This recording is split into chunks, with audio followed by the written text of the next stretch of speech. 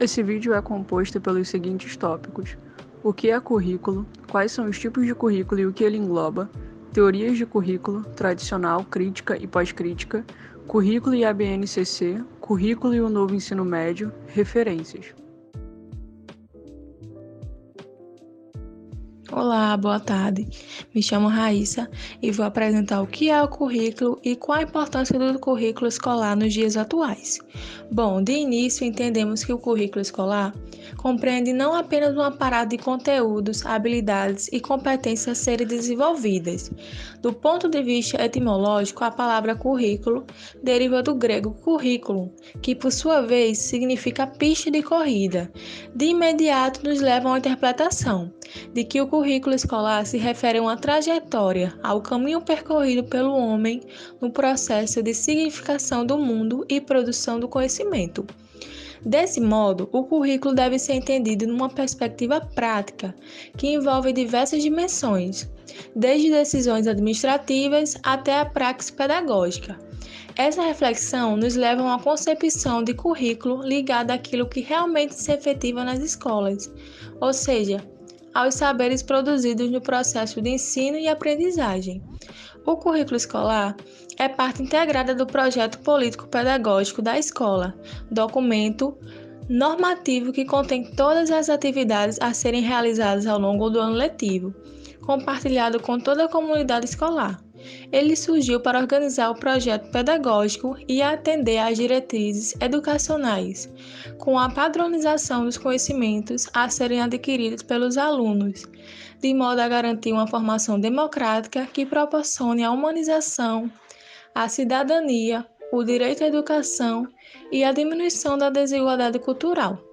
Do ponto de vista acadêmico, podemos classificar as teorias de currículo em três tipos: teorias tradicionais, teorias críticas e teorias pós-críticas, que serão apresentadas posteriormente. O currículo escolar é importante porque, além de reunir as disciplinas e os conteúdos a serem implementados e cumpridos pelas escolas, ele é importante para estabelecer os objetivos de aprendizagem em cada etapa, bem como sua sequência lógica para a construção do conhecimento. O currículo escolar também determina a carga horária e a metodologia que orientará a prática docente. O objetivo dele é ajudar os alunos no enfrentamento dos desafios de um mundo atual como cidadão participativo, reflexivo e autônomo, conhecer de seus direitos e deveres a partir de educação democrática. E para finalizar minha apresentação, quero deixar uma citação do livro Documentos de Identidade, uma introdução às teorias do currículo, escrito por Tomás Tadeu da Silva. Ele retrata que o currículo é lugar, espaço, território. O currículo é relação de poder. O currículo é trajetória, viagem, percurso. O currículo é autobiografia, nossa vida. Currículo vitae, do currículo se forja a nossa identidade. O currículo é texto, discurso, documento. O currículo é documento de identidade. Bom, com essa citação finalizo minha apresentação.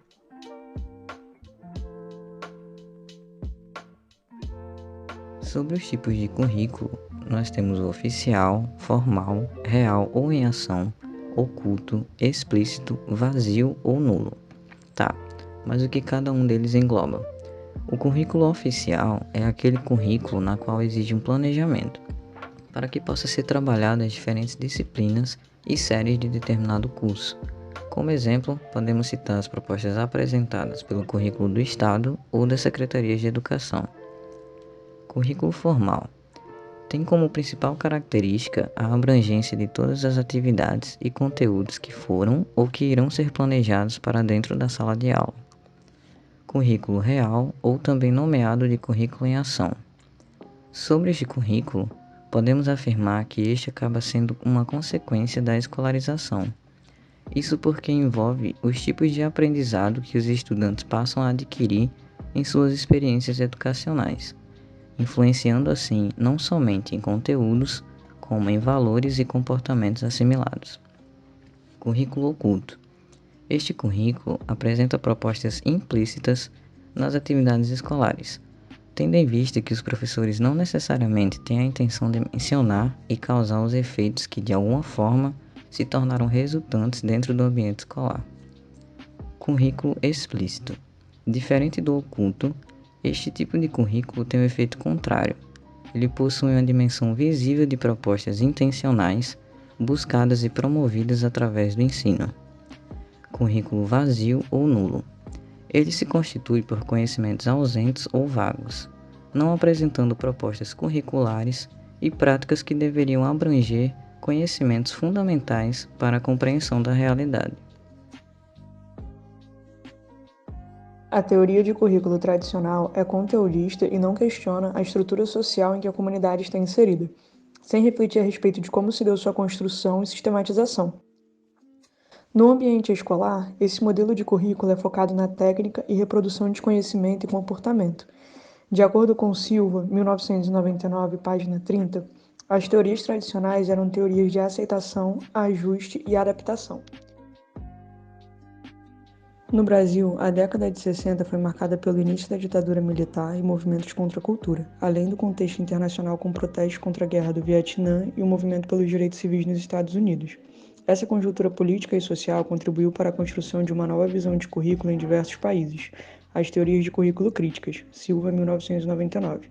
Contrapondo a teoria tradicional, a teoria crítica propõe principalmente o questionamento dos conhecimentos e classes sociais dominantes.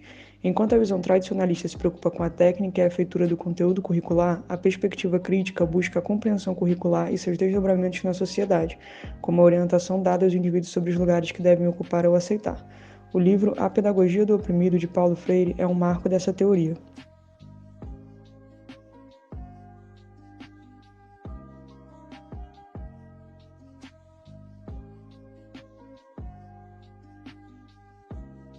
A teoria pós-crítica dá continuidade nas discussões a respeito de feminismo, relações de gênero e desigualdade social, entre outras temáticas inicialmente abordadas na teoria crítica. Para além, engloba o multiculturalismo, problematizando a hegemonia de certos grupos étnicos, relacionando cultura com poder. Dessa forma, o currículo constrói identidades e subjetividades. Além do o que tradicionalista e o porquê crítico, é incluída uma terceira pergunta: para quem o currículo é feito? Currículo e a BNCC. Cada escola, de forma geral, pode incluir no seu currículo as especificidades regionais, os métodos de ensino e os conteúdos escolares. Mas, seguindo esse raciocínio, não corre o risco de haver desigualdade no ensino? Então, para que essa desigualdade não aconteça, todas as escolas do país, sejam elas públicas ou privadas, devem seguir uma mesma orientação para a elaboração dos currículos, ou seja, uma mesma base de conteúdos. Por isso, a LDB afirma no artigo 9º, inciso 4º, que cabe à União estabelecer uma colaboração com os Estados, o Distrito Federal e os municípios, competências e diretrizes para a educação infantil, o ensino fundamental e o ensino médio, que nortearão os currículos e os seus conteúdos mínimos de modo a assegurar a formação básica. E é sobre essa formação básica que vamos falar. Por isso, foi criada a BNCC, ou a Base Nacional Comum Curricular, elaborada em um processo democrático liderado pelo MEC em 2015 e é obrigatória por lei. Com ela, todos os alunos terão a mesma oportunidade de aprender os conteúdos fundamentais, ou seja, os conteúdos mínimos a serem ensinados. Por exemplo, nesta imagem, os conteúdos mínimos orientados pela BNCC seriam os conteúdos A e B. Portanto, todas as escolas devem ensinar esses mesmos conteúdos que são fundamentais. Mesmo que uma escola seja privada, a outra seja pública, uma situada em área urbana ou em área rural, todas estão ensinando uma mesma base. Só que elas têm autonomia para ensinar além do que está na base, como essas duas escolas estão fazendo. O que não pode é ensinar menos ou não ensinar o que a base orienta. Antes da BNCC, essa orientação normativa era feita pelos documentos PCN, que são os Parâmetros Curriculares Nacionais, e o RCNE, que é o Referencial Curricular Nacional para a Educação Infantil. Então, a BNCC foi elaborada a partir do que diz nesses documentos, só que de forma mais específica e com mais clareza os objetivos de aprendizagem para cada ano escolar. E como já foi dito, a BNCC é obrigatória, ao contrário do PCN e do RCNE, que ainda existem, mas apenas como bons documentos orientadores. E é importante lembrar que a BNCC orienta a elaboração dos currículos com o que ensinar para cada ano escolar, portanto, ela não é o currículo. E também o como ensinar fica a critério de cada rede e escola, além das diversidades regionais e a parte diversificada do currículo. A BNCC e a parte diversificada do currículo está prevista no artigo 26 da LDB e diz que os currículos da educação infantil, do ensino fundamental e do ensino médio devem ter base nacional comum a ser complementada em cada sistema de ensino e em cada estabelecimento escolar, por uma parte diversificada, exigida pelas características regionais e locais da sociedade, da cultura, da economia e dos educandos, pois sabemos que em cada região do país tem uma realidade diferente. Até mesmo dentro de uma mesma região, existem comunidades com suas características próprias, e isso deve ser valorizado e incluído no currículo escolar também. Essa parte diversificada pode corresponder a até 40% do currículo. Concluindo então a BNCC, ela começou a ser discutida em 2015 e foi debatida ao longo de diversos governos e gestões, com sua primeira versão em 2015, a segunda versão em 2016 e a terceira versão em 2017, quando foi homologada. E sua implementação foi prevista para ocorrer entre os anos de 2018 a 2020, passando por etapas como a adaptação dos currículos, a revisão de materiais didáticos e a formação de professores. Falando um pouco sobre o currículo e o novo ensino médio, o que devemos saber é que o novo ensino médio nasceu não agora no ano de 2022 que foi instaurado, mas sim em 2013 como um projeto de lei que visava instituir a jornada de tempo integral no ensino médio e organizar o currículo em áreas de conhecimento, sendo essa idealização maturada nos anos seguintes para então a efetivação no ano de 2022. As principais alterações do novo ensino médio são referentes à carga horária e os itinerários formativos, que são áreas nas quais os estudantes podem se aprofundar mais nos estudos. São 5, são elas: linguagens, matemática, ciências da natureza, ciências humanas e sociais e, por fim, a formação técnica e profissional. O novo ensino médio traz um aumento na carga horária, onde antes tínhamos de 2.400 horas, que se dividirmos por 3 anos, teríamos um total de 800 horas anuais. Por sua vez, na nova reforma, passamos de 2.400 horas para 3.000 horas. E vocês podem pensar que, então, os alunos irão estudar mais. Há um grande engano, visto que os itinerários formativos dão uma porcentagem desse total, ficando 1.800 horas para a disciplina no geral e 1.200 horas para os itinerários formativos. Ou seja, se a gente dividir as 1.800 horas das disciplinas no geral por 3 anos, teremos 600 horas anuais, com uma diminuição de 200 horas nas disciplinas no geral, o que resulta numa perca para os alunos, visto que 200 horas eles irão perder para as disciplinas no geral para focalizar apenas em uma área dos itinerários formativos. O grande problema dos itinerários formativos é que as escolas não serão obrigadas a fornecer as 5 áreas propriamente ditas, aumentando assim ainda mais a disparidade social entre classes e na qualidade do ensino que vimos hoje em escolas públicas e escolas privadas.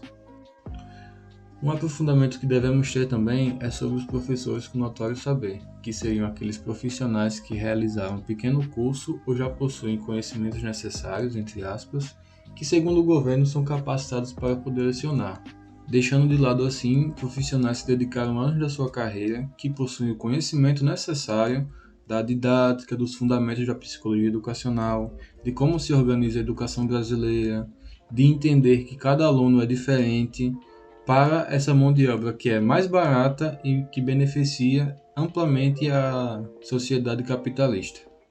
E o questionamento que fica é sobre como isso afeta a vida dos alunos, do seu aprendizado, da sua relação professor-aluno e também da desvalorização da profissão de professor. Além dos itinerários formativos, No novo texto do ensino médio, trazendo um pouco o debate para a parte curricular, é optativo o ensino de matérias como a arte, filosofia, sociologia e educação física, o que nos faz abrir novamente o espaço para questionamentos sobre o que queremos entregar para a aprendizagem do aluno, como também o que motiva o governo a retirada dessas matérias. Seria para uma diminuição de gastos ou também para não estimular o conhecimento crítico ao retirar filosofia e sociologia, bem como incentivar o ensino da arte e da educação física? Dessa forma, é vista a nova mudança que é de ocorrer no novo ensino médio, na qual modifica completamente a estrutura curricular da escola e também a vivência do aluno e professor, seja na mudança do currículo oficial formal nas propostas curriculares oficializadas, bem como também acerca do currículo oculto, no que tange a objetivos que retrocedem à evolução da educação nas escolas brasileiras.